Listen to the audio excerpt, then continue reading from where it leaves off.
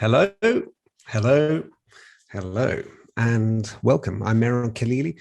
We are DiEM25, a radical political movement for Europe, and this is our regular live coordinating call. And today we're going to talk about, once again, Russia's ongoing invasion of Ukraine.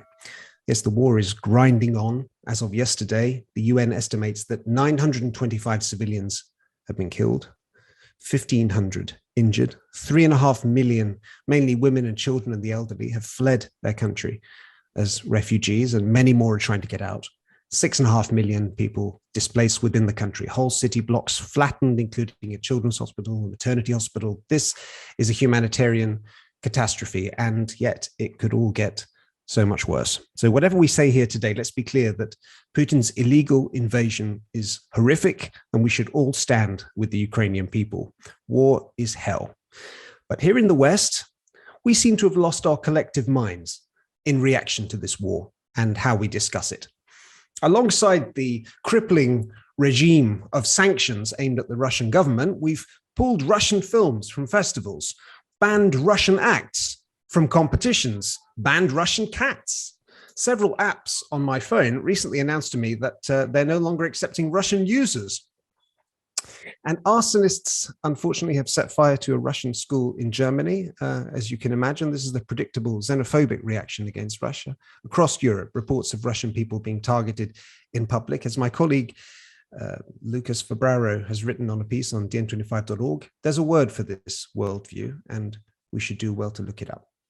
Meanwhile, we also seem to be doing our very best to ensure that the discourse on this vital topic is as narrow as possible.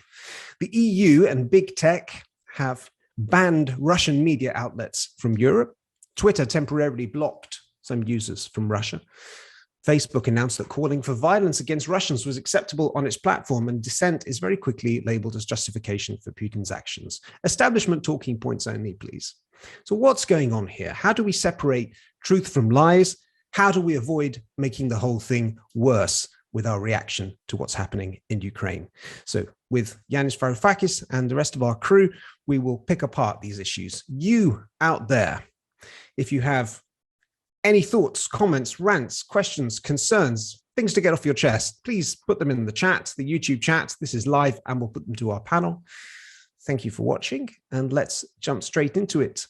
Yanis, you first. Thank you, Meron. Thank you, everyone. Thank you, those of you who are watching.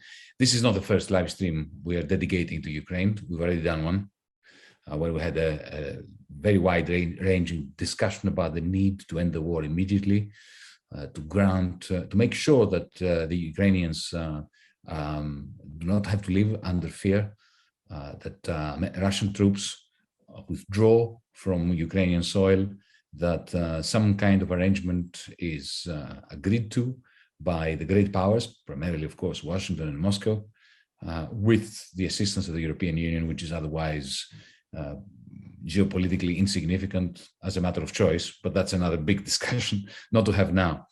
Today, since we've already done all this, and Meron's introduction states very well the position of DiEM25, we are standing with anyone whose homes, towns, villages are being invaded and bombarded. Anyone, whether they are Ukrainians, Yemenis, Palestinians, it doesn't matter who they are, Kurds, we stand with them.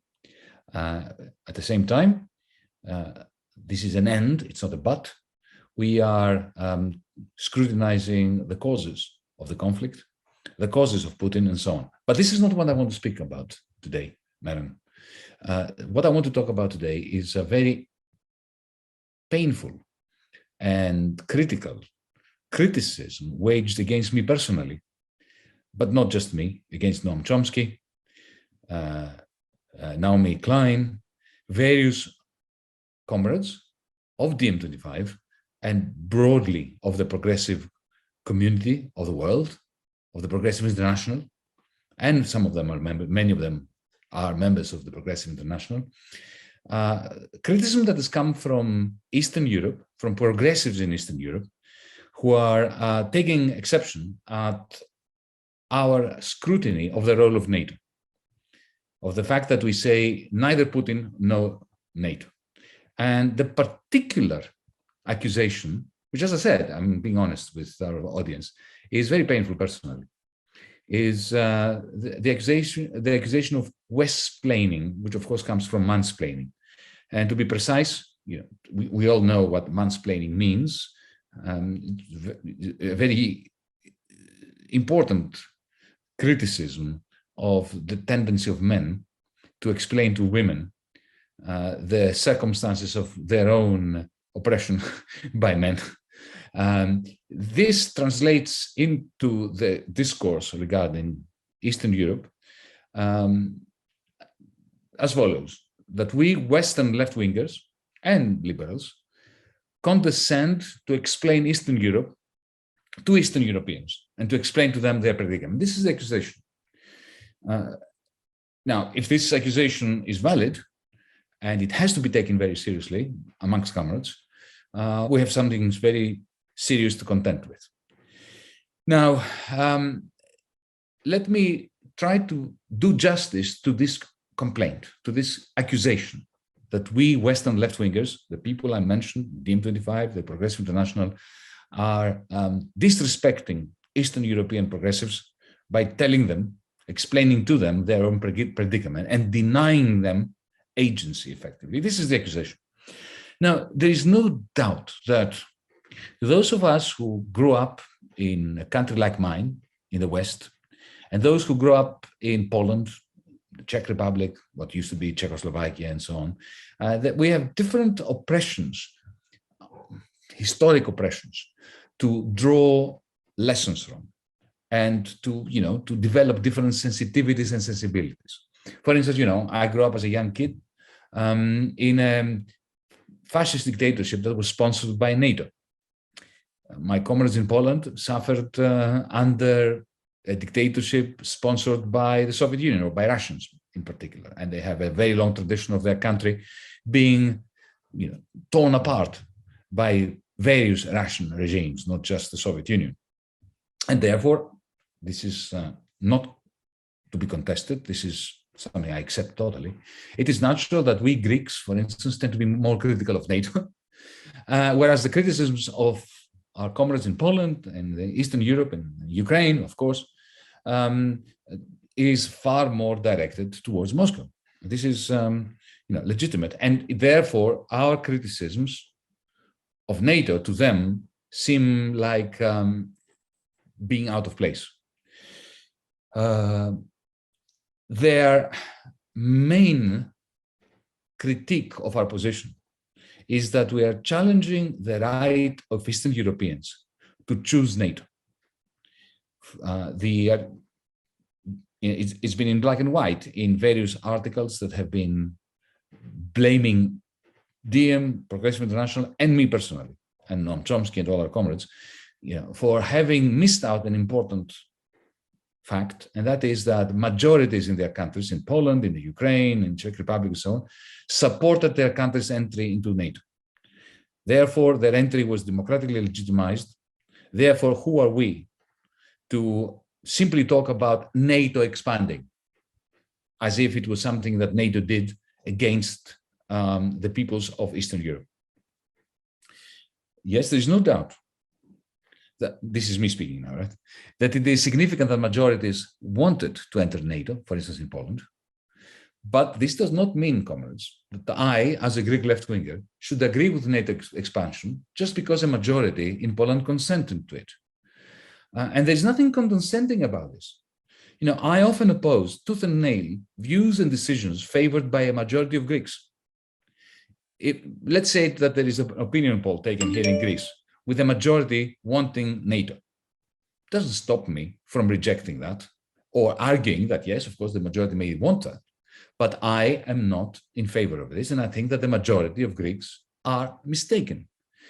Now, should somebody say to me that I can say this about my own compatriots, but I can't say this about the Poles, then I will say that, hang on a second, this violates basic principles of internationalism.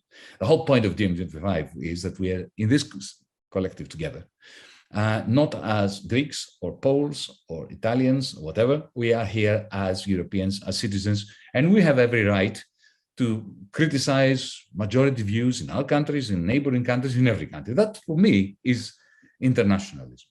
Now, the hypothesis of our critics who are accusing us of West-plaining, they have a very interesting point they make. They say, you guys are telling us that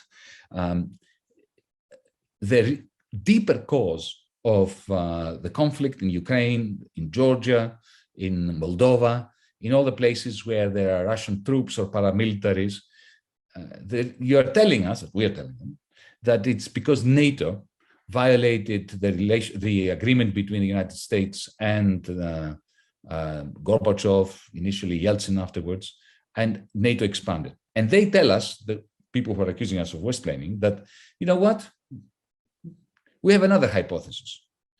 Our hypothesis, their hypothesis, that Russia would have invaded Ukraine, Georgia, maybe even Poland, if NATO had not expanded. So it's, our hypothesis versus yours. Well, fine, we can disagree. Like all counterfactuals, what would have happened if NATO had not expanded? Would Russia have invaded the Ukraine? Like all counterfactuals, it's an untestable hypothesis. Okay, but let's establish amongst comrades who disagree that there are two hypotheses. There is the hypothesis that Russia would have invaded anyway if NATO had not acted in an expansionary imperialistic form. And there is my counter hypothesis that I believe very strongly in what I'm going to say, Putin would not have been in power today had the United States not actively kept Russia at bay. For instance, what would have happened if Russia's early request, and there was an official early request by Russia in the 1990s, to have been admitted to NATO, once NATO didn't seem to be dissolving? What would have happened if Russia had been admitted to NATO? I think that the whole setup would have been very, very different. Washington was trying to keep Russia out and was trying to provoke the creation of a nasty regime in Moscow. That's my hypothesis. I may be wrong. My comrades in Poland, in Eastern Europe, who are accusing me of West-plaining may be right. But mutual respect between comrades means interrogating each other's argument, not othering from othering, the other side by labeling me as a West-plainer. In the same way, it would be awful for me to label them something. It's uncommonly of them to label me, you, Chomsky, and so on. Let's have an argument. Let's have a debate. But this kind of othering is absolutely detrimental to the very principles of internationalism. Now, I will conclude by moving on to the substance of things. Let's be clear here. What is the stake? I mean, people are dying as we speak in Mariupol, in Kiev, across the east and the south of the Ukraine. The label West-plainer was attached to people like myself for having advocated the independent, neutral Ukraine solution in juxtaposition to a Ukraine that's sticking to its aspiration for NATO membership. Now, this is really very serious, comrades, because it goes well beyond a complaint of us not taking the Ukrainians' agency seriously. By dismissing the neutrality solution, which I have advocated, and for which I have been called a West-plainer, by dismissing it as something a West-plainer would opt for, what those comrades are declaring is a willingness, in a sense, to carry on the war in the name of some theoretical right to join NATO. That is a very significant decision they're making. Now, we left-wingers, left-wingers everywhere in the world, we should understand above all else that there is a dialectic relationship between authoritarianisms. I am stating my position on this. Putin needs the Nazis of Ukraine, the Azov battalion, who are definitely Nazis. That's not an excuse for Putin to invade Russia, but to deny that the Azov battalion are Nazis is to deny reality, truth. But what I'm saying is that he needs those Nazis, and those Nazis need Putin. Like we've always said, that the nationalists in the ultra-nationalists, the neo-fascists in Europe needed the establishment, the Macrons and the Merkels and the Scholzes and so on, and the establishment needs the ultra-nationalists. I think that it is incumbent upon left-wingers to understand this dialectic relationship between bastards, to put it in a non-scientific way. NATO justifies its existence as a supplier of security because of the insecurity it helped breed through its expansion that gives Putin the reason to be. Now, that I believe is a very solid left-wing Marxist dialectical position. I may be wrong, but I would like those who are labeling me and us West-planers to respond to that. Now, one other accusation is that we are taking an equidistant position, Putin on one side, NATO on the other. Yes, we are not, sorry, let me say it again. Under no circumstances are we taking equidistant positions. We are saying unequivocally, and Meron, thank you for beginning this call by saying this, that Putin is the man and the leader responsible for the massacre of Ukrainians. He cannot blame NATO. Nobody can blame NATO for the invasion. He chose to invade. He didn't have to invade. What we're saying is, we are adding to this analysis that NATO created the circumstances for somebody like Putin to be where he is and to do what he does. That's not an equidistant position. Today we stand with Ukraine. We condemn Putin for a war he chose, which he could have chosen not to have, regardless of what NATO did or did not do. And that does not mean that we rush into NATO's bosom or that we turn a blind eye to NATO's contribution to building Putin up. Eastern Europe, as far as I'm concerned, will only be safe once all the authoritarians, all the autocrats are removed. The racist autocrats from Russia, from Poland, from Hungary, the Azov battalion in the Ukraine, and NATO, let's be clear, will not achieve this because NATO has gone into bed with most of those ultra-right-wing racists. Lastly, and this is how I'm finishing, comrades, the left, let's not forget, we have a very long tradition of being mortally wounded and mortally split by imperialist wars. The Second Communist International was split as a result of the Great War. Some socialists, social democrats, especially in Germany, took the side of their nation state. Similarly, on the other side, that caused us to split between those who took sides in an imperialist war and those who said, no, we're not taking sides. We have never really recovered from this split of the Second International. We must not repeat this, but unfortunately, it's already being repeated. Let's start with a very simple idea. Let's not call each other names. Thank you, Maren. Thank you, Yanis. Very important to point out the labeling there. West-planer, warmonger, Putin apologist. These are thrown around all the time in this discourse. And thank you for your nuanced take, because nuance is pretty hard to find in the current discourse. Okay, Beral Madra, you have the floor. Thank you, Mehran. First of all, I must say I'm very sad and anxious about the annihilation of Ukraine. Wars have invaded our lives since a century. And I'm asking, was there a real peace anytime? I don't know. There wasn't any real peace. Two issues will give you an idea what happens here. I was in the city center.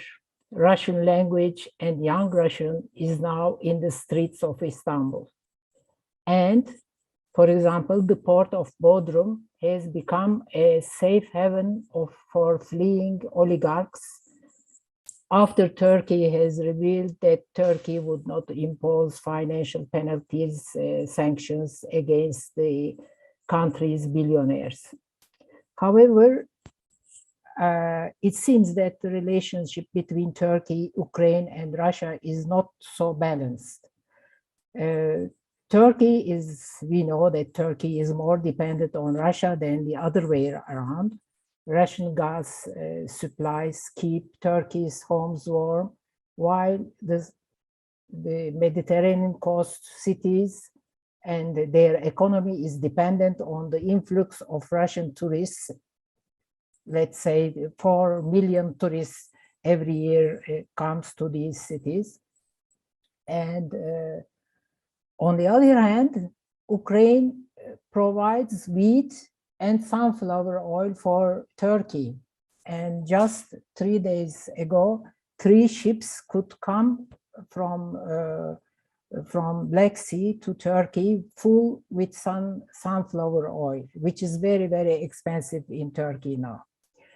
You know that Turkey took a very strategic decision and supplied Ukraine with these armed drones. And these drones are produced by Erdogan's son-in-law, Bayraktar. And even these drones were also used in Libya and Karabakh, between Armenia and Afghanistan. Ukraine has already deployed the Bayraktar drones to fight the Moscow separatists, who control 2 breakaway unrecognized regions in the east of the country. But we know that Putin, in a telephone call on December 3, expressed his irritation to Erdogan over Ukraine's use of the drones. And he described it as provocative. And also, in January, he also made another telephone call with the same subject. So at the moment, I cannot predict today how this situation will evolve. And it really depends probably on the diplomatic relations. We will see. Thank you. Thank you, Baral. A couple of comments from the chat here. Duly noted says, if you were against the war in Iraq here in the United States, 2003, you were a Saddam apologist. Stephen Sheehan says, the ugly, foolish, and extremely dangerous Russophobia is new. I've never seen anything like this. Letromir, responding, I think, to Yanis, says, the whole argumentation about NATO dialectically making Russia aggressive is ahistorical. Russia was like that since centuries before NATO's creation. And Selmar says, there's no need to defend against the West-blaming label, not because it's a weak standpoint, but because we shouldn't adopt the terminology of our opponents. Okay, Srečko Horvat. Hi, everyone. I'm glad to be here after missing a Zoom or two. So I'm really happy to see you. And as you know, I'm now speaking from Croatia. 2 weeks ago, a military, or 10 days ago or something like that, who remembers anymore, a military drone crashed into the center of Zagreb, as you probably know. Still to today, no one took responsibility. NATO doesn't know exactly whose it is and so on. But it almost could have killed 4,000 or 4,500 students who were sleeping that night in Zagreb. So this is just a little example to show that war doesn't know borders, especially wars in the 21st century, that everyone is affected. Of course, we are lucky enough to have this discussion and continue building our movement across Europe, while others are fleeing or taking arms into their hands. But at the same time, what we could have seen in Croatia during the last 10 days, just a little update before I go into the central topic of our today's conversation, is the effects of the war. I mean, from hyperinflation, gas prices, gasoline prices, total insecurity among people, a propaganda war, manufacturing consent, everything which we have been seeing also 30 years ago in this part of Europe, you know, during the collapse of Yugoslavia. It has many similarities with differences as well. So to come into the topic, one of the similarities, unfortunately, with the collapse of Yugoslavia is definitely the atmosphere of what Sigmund Freud would have called Denkverbot. Germans among us know this beautiful but frightful word. It means the prohibition to think. Freud coined it in order to explain the prohibitions to think in the context of religion, but also in sex. But today we could apply it to the war itself, because we are finding ourselves in a very dangerous situation of a very black and white narrative, of a almost Hollywood-like narrative of good versus evil. And in this kind of situation, of course, what you have is something which comes very close to Stalinism, or to Enver Hoxha in Albania, for instance, who had also Stalinist purges in Albania, which is this kind of attempt to find the inner enemy.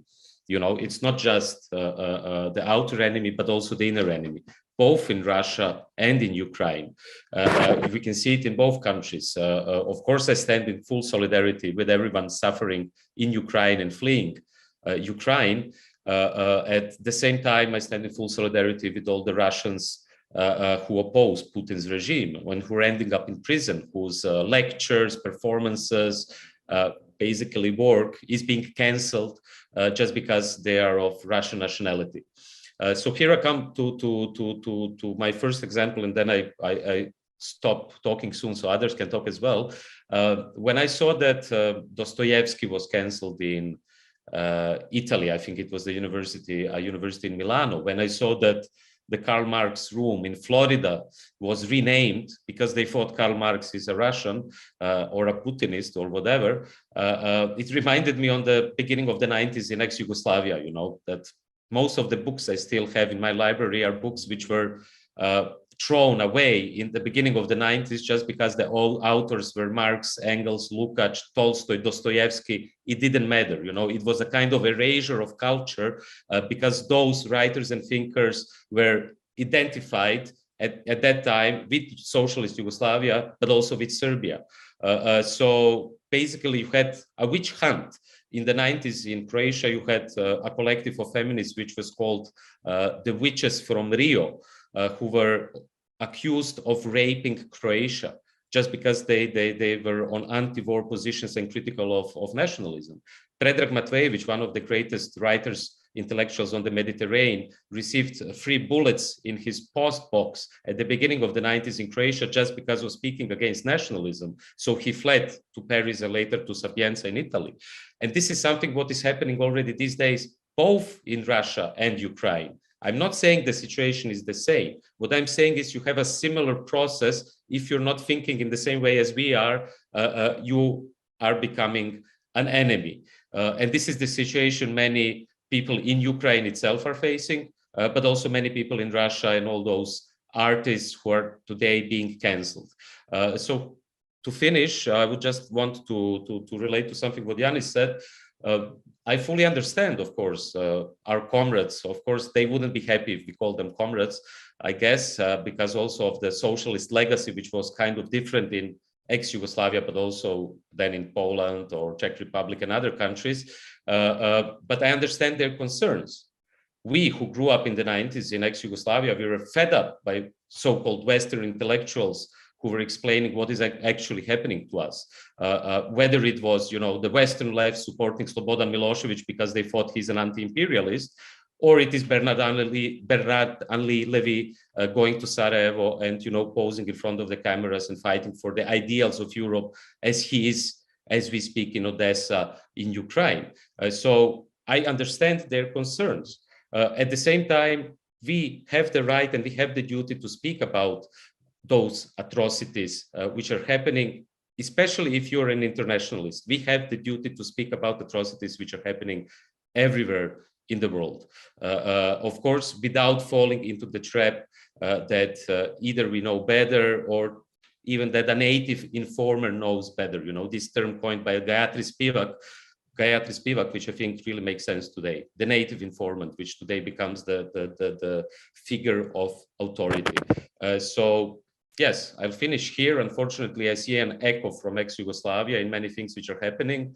And I think what we are facing today is really both a propaganda war, but also a denkverbot, a prohibition to be critical because there is only one line and there is no alternative. Well, we have to create the alternative.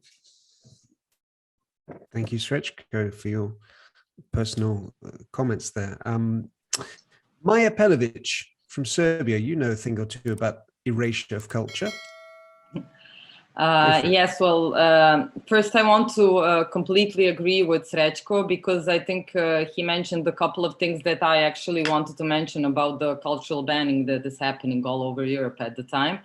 And also I think that us in ex-Yugoslavia countries can in a way find very much similarities of lots of banning and condemning different points of view, and also this kind of West-planing, as we say, that is happening at the moment. I want to talk a little bit about culture, because I know that at this time when there is the war happening, and of course that people are not thinking about culture now, but I think it's very important. It has always been important. It has been important before and during and after war times. And I think that there will be a big problem with the cultural scene after this war ends, as it is happening at the moment. I come from Serbia, a country that in the recent research has shown that 78% of the inhabitants in Serbia are for Putin. I just came back yesterday from Montenegro, and the whole city is full of Putin symbols, t-shirts all around town. We have a new mural of Putin in the center of the city that is next to Ratko Mladic, the war criminal. So I think it's very much this nationalism is very much rising in Serbia. But I also have a lot of friends that are in the Serbian cultural scene that are very much against this kind of nationalism, and that are against this government that has not at any point condemned Putin's actions in Ukraine. So our president never said anything against the invasion. He only said something about, of course, he has a problem with the territorial integrity of Ukraine because of Kosovo, but condemning Putin he did not do. So I think that a lot of people around me at this moment fear of Serbia becoming a country that will in a way be not invaded by Russia, but that will be in a way in a big Russian influence will happen. So it is happening at the moment. And so what is happening on the cultural scene? I will give a recent example that can say a lot about of the things that are happening. It is an example from Serbia of my friend Milena Bogavac, who is she was the director of a theater at the only city in Serbia that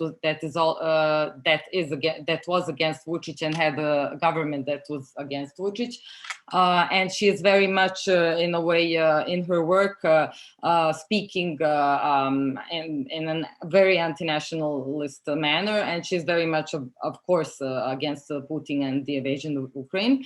And her play was supposed to be shown in Prague in a couple of days ago. And it has also been banned because of and they even said it in the letter. She said they could have said anything else. They could have said technical problems, but they actually told us the truth.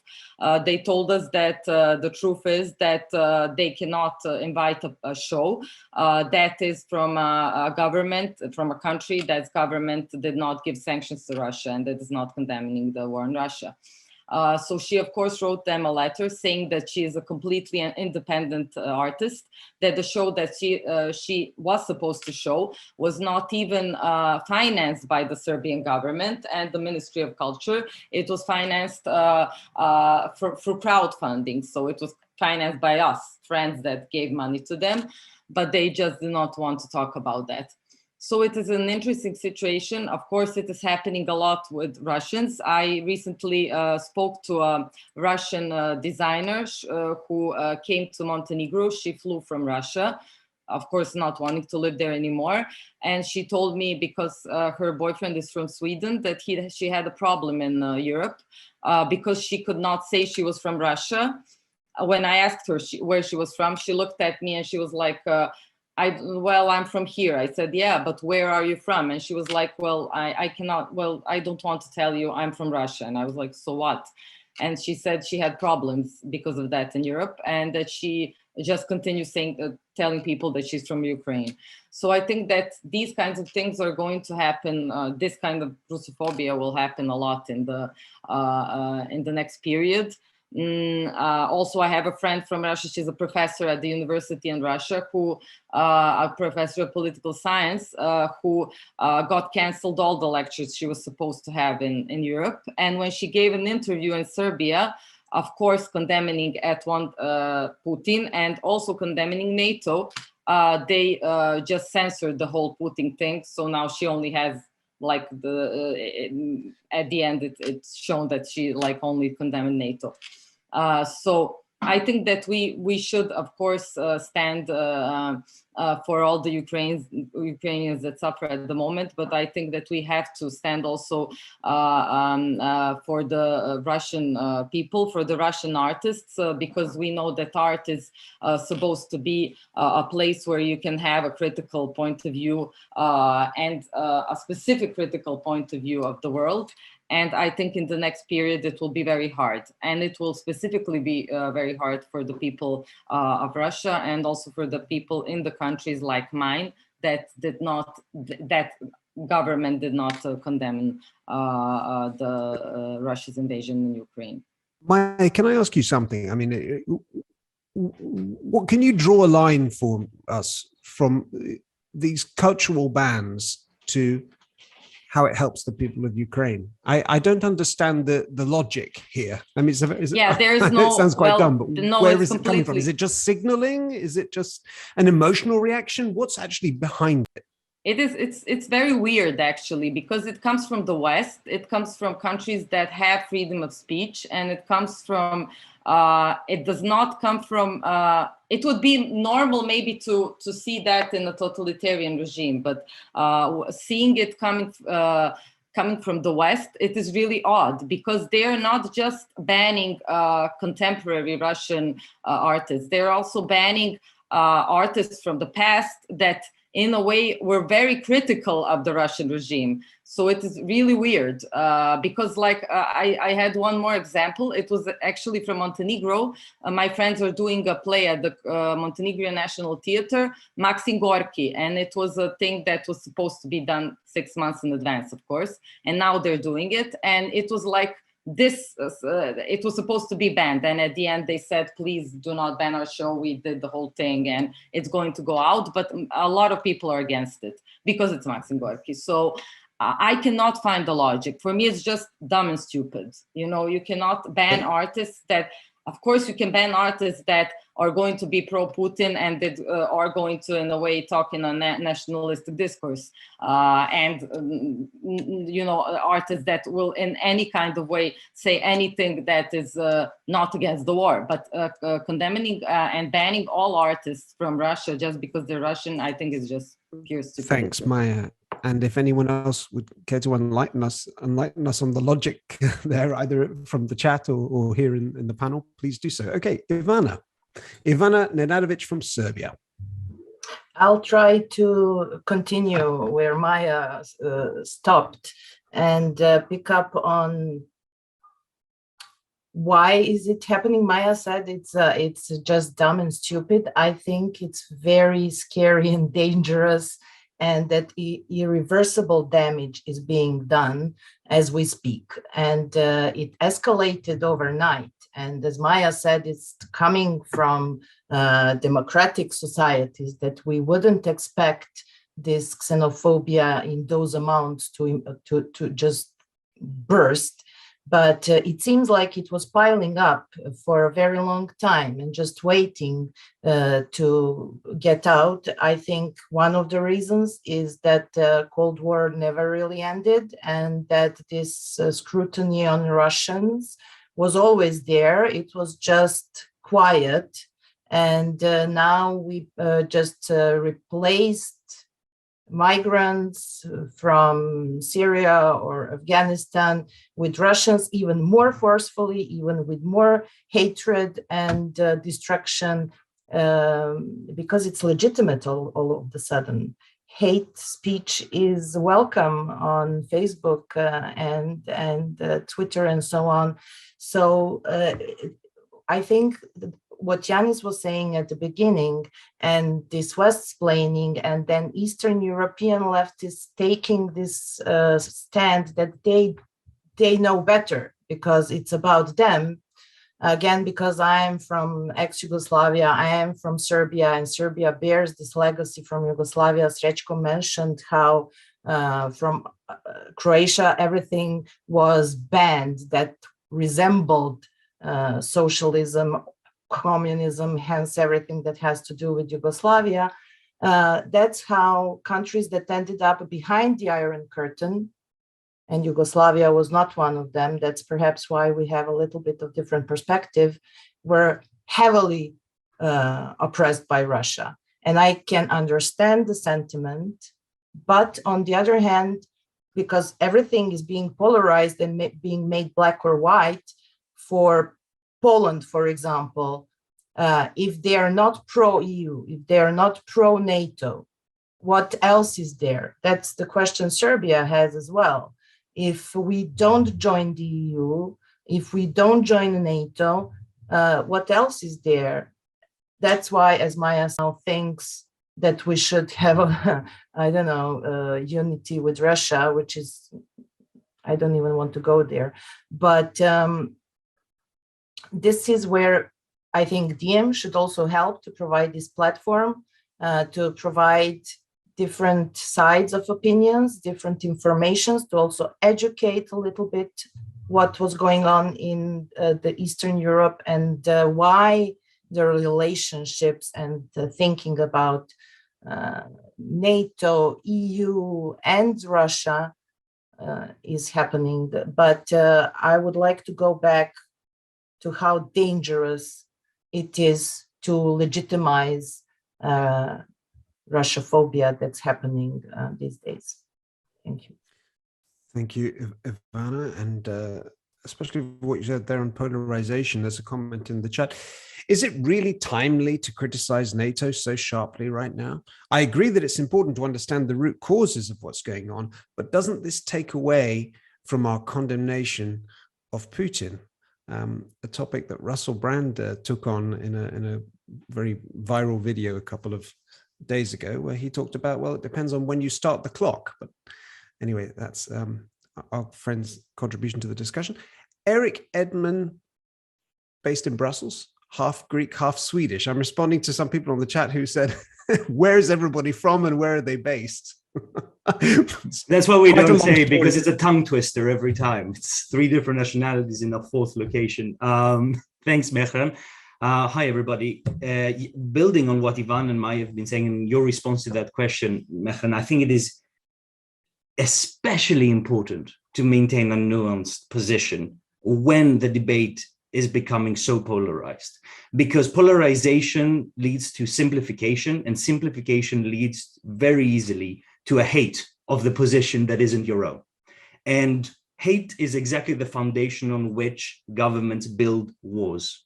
And if you really think about it, and at the risk of mansplaining now, Westplaining comes from mansplaining, and mansplaining comes from the woke movement.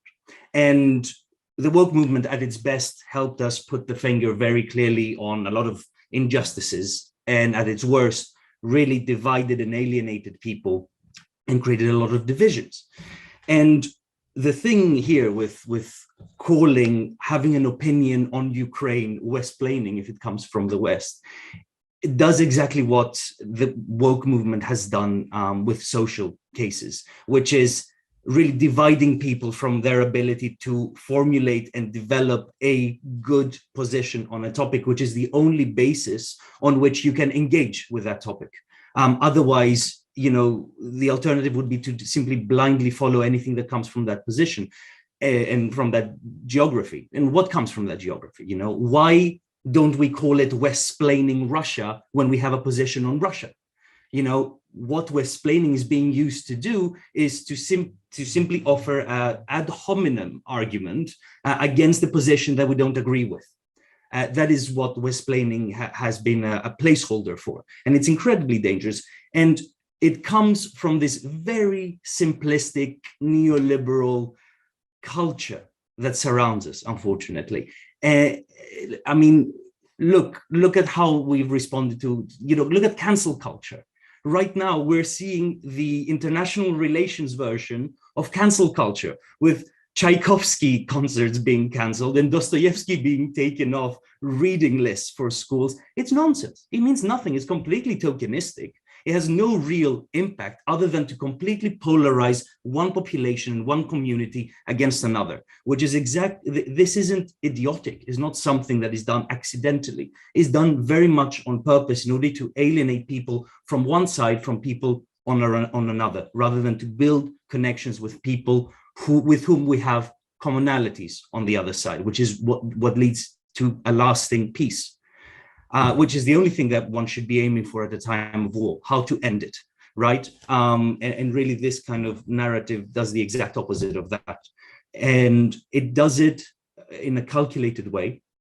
And it does it in a calculated way because look at Europe right now. The European Union is becoming an annex of NATO geopolitically. It is not an independent political actor in this region anymore, if it ever was. But we're looking at a boosting of that process with countries like Sweden and NATO and Finland seriously considering NATO membership. What is this parallel universe that we've woken up in? Countries that haven't, especially a country like Sweden, where I'm partly from, like you said, Mehran, hasn't had a war in 200 years. We're talking about NATO membership. How quickly that happens. And it is because this kind of polarized neoliberal culture is so prescient in society these days and is especially powerful. This was done also in the past. German shepherds were called Alsatians after World War I because people didn't want to call it German. And New Berlin in Ontario was renamed Kitchener or something, things like that. But it's much more powerful in our society today and therefore much more dangerous. And we need to constantly fight against it. Thanks, Eric. Judith Meyer from Berlin. I would like to argue that the term West-splaining is both useful and misapplied in this context, because the most common application of the term mansplaining is when a woman is talking about things in her experience. Let's say a famous chemist is explaining something that she has discovered, something that she wrote her PhD on, and this guy comes in and says, no, you're wrong. I haven't studied chemistry, but in this TV series I saw this and that, and to give us an idea that there are men who have such high self-confidence, that they would correct a woman who has a PhD in chemistry on a question of chemistry that she probably wrote about. This kind of, not just self-confidence in the self, but also denigrating view of women, thinking that a woman cannot possibly know chemistry that well, that an average man would know better. And that is the concept that is best called mansplaining. And so it does not apply in the case of voicing an opinion on Ukraine. A good case for West-splaining Ukraine, where I would actually use the term, is if you have an American telling a Ukrainian person that the president of Ukraine is a Catholic, and that we must support Ukraine because they're Catholic or something. No, the Ukrainian will tell, no, we actually have a Jewish president. And this is a case of West-splaining because the Westerners have this self-confidence and denigrating view of other countries that would even give an American the confidence to try to assert something against someone who actually lives there and probably has a better overview of the facts. And that is the case of West-splaining, but just having an opinion of whether it is beneficial for Ukrainians to be in NATO or not is not something that could be characterized this way. And sorry, Mehran, did you want to get? No, I thought you'd finished. Sorry, go ahead, Yudi. The other thing that maybe I want to steer the discussion towards is the issue of censorship, which we haven't seen here so much. I mean, we've seen some discussion now about a banning of Tchaikovsky and so on, which is seriously silly. But there's something more dangerous in that our countries have decided what information we're allowed to consume. Now, I'm not generally someone to validate a lot of calls for censorship. I've seen overused sometimes by controversial speakers who say, "Oh, these people, they don't want me. They must be censoring me if they want someone to speak other than me. If a female speaker is invited rather than a man, oh, we must be censoring men now." I think it's overused, but in this case, there is actually something worrying in that this is not a decision made under conditions of scarcity. It's not the case that we can only invite one person to speak to us. It's not the case that we only have, I don't know, 20 TV channels, and so if we want to have one channel, we must ban another channel. We are actually in a position where our governments are closing down websites the way that China is banning our access to websites. Even if someone wants to get their information from, say, Sputnik or Russia Today, they're horrible pages, but you're not able to access them. You need a VPN in order to access them. And that is, I think, a very dangerous step, because it's a decision that you're not allowed to read something. It's not the decision that you should better read something else. It's not that we want to promote women speakers or whatever, but it is a decision specifically against certain outlets that you are not allowed to read. If you live in Europe, if you live in Brazil, it's still okay.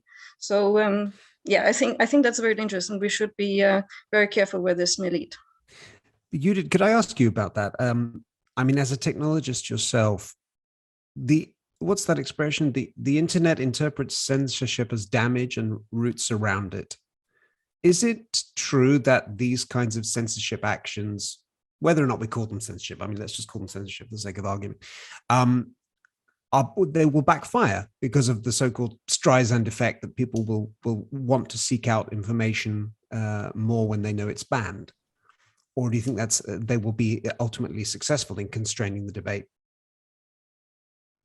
I think that, yeah, there is some Streisand effect. But not that much because of popular opinion. Because popular opinion is that Russia Today is not worth reading, and I would probably agree. But yes, I have seen some friends who have sought out this website specifically because they got banned, because they want to know what is so dangerous that the government doesn't want them to read it. There's a little bit of that. I think it takes quite a lot of technical skill to access this information now. It's not something that can get as broad. You know, when you Streisand effect, for those that don't know, is the effect that if a famous person like Barbara Streisand doesn't want a particular photo of herself to be published, this photo will get copy pasted by every single Twitter account in the existence of the universe. So it's but when the issue at stake is a whole website, that is much harder to replicate. You can't just copy paste it. So yeah. Thanks, Judith. Lucas Febraro, Brazilian, based in Germany. Go for it. Thanks, Mara. I think we've heard some very, very good points here throughout the discussion, and I wanted to pick up on this theme of xenophobia and also censorship that Judith just mentioned. And one thing that I think perhaps I haven't mentioned yet is, so what is Putin's worldview that he sells to Russian people that has played a part, like Yanis alluded in his opening, has played a major part in keeping him in power all this time? Well, part of, in my opinion, of what keeps him in power is the fact that the time in which he rose to power. So it's easy for us to forget now what an absolute disaster Russia was in the 1990s, one of the worst humanitarian catastrophes of the past few decades. So he came in the heels of that, and the economy turned around. So his base was built off of that as well. But especially recently, I think a large part of it is this narrative that Russia has been backed into a corner, that the West is basically seeking to destroy Russia just because, and that we just essentially Russophobes and xenophobes, and we're against all things Russian, just because as sort of like a carryover from the Cold War, but also just out of racism, pure and simple. So when we react with those in these ways, in which I think we all agree that are irrational, if you analyze it just a little bit, banning Russian culture and Russian individuals and attack people of Russian background in the crudest of cases on the streets in Europe, which has happened, like you mentioned in your introduction as well. We're playing into his hands. We're playing into this propaganda machine that he has created. And if we want to rid the world of Putin and Putinism, the only way in which you can do this without generating a nuclear catastrophe potentially is by if the Russian people decide that they want to get rid of Putin.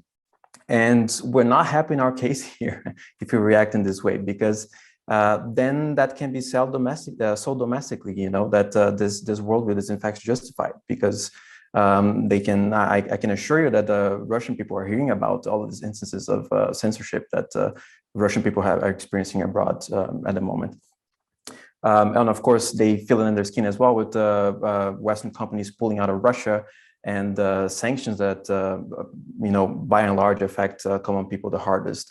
So Russian people see all that. So we're not helping people within Russia, the brave Russian people who are resisting Putin at the moment, the brave progressive too, that are putting their freedom and their lives on the line by reacting in this way, because there's 70% of the Russian people that support Putin that we need to convince here to flip to the other side if we want to see a world free of this criminal, essentially.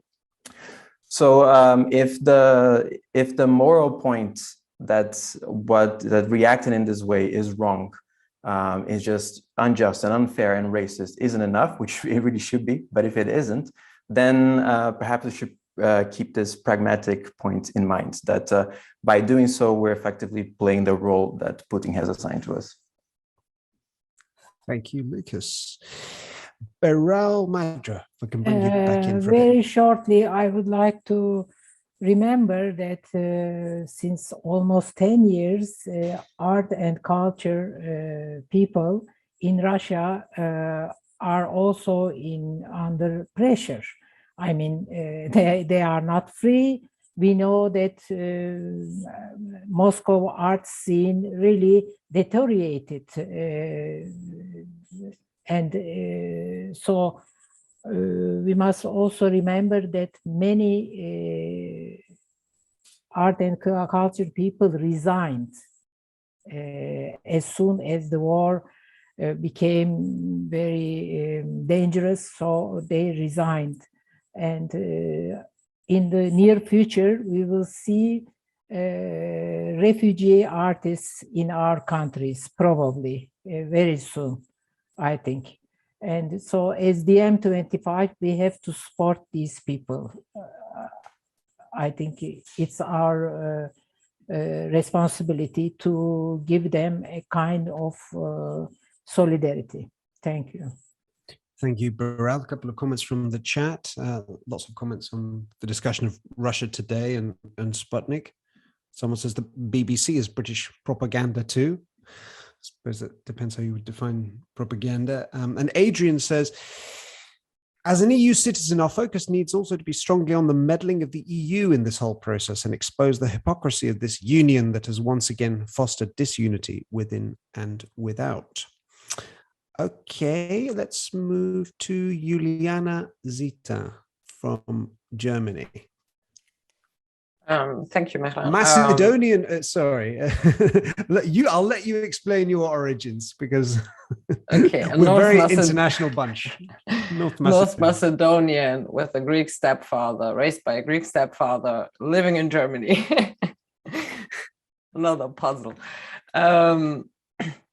Well, what did I want to say? Yes, I totally agree with what Lucas said, and also Beryl. I think what's the biggest question for me is culture music, arts, all those things are tools to unite people. So if you cut these ties, you're cutting the only, relevant ties for people to really speak a common language beyond the political language, which we see today is really difficult to use.